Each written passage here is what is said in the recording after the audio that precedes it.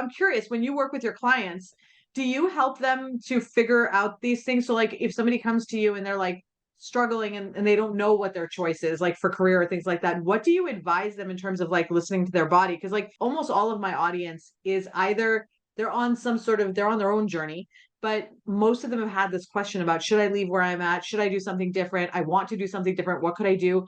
What kinds of things do you recommend to your clients as you're talking to them to help them get comfortable with this new space of like, oh, I might not be in this job for the rest of my life. I might be doing something different.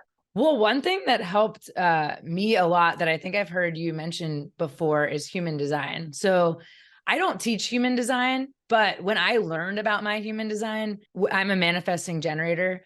That was incredibly helpful. Yes. That was so helpful for me to start discerning all that stuff that was coming at me and like learning how my body responds to it. So as a manifesting generator like you, it's this gut response that we'll have pretty quickly.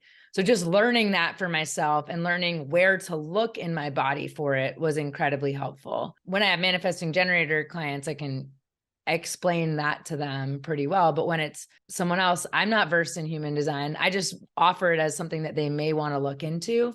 And that's really helped. Like a client who has an emotional response. And so she was able to understand just through free tools online, gave her confirmation of this wave of emotion that she'll go through that guides her to what's right for her. And that gave her a ton of clarity.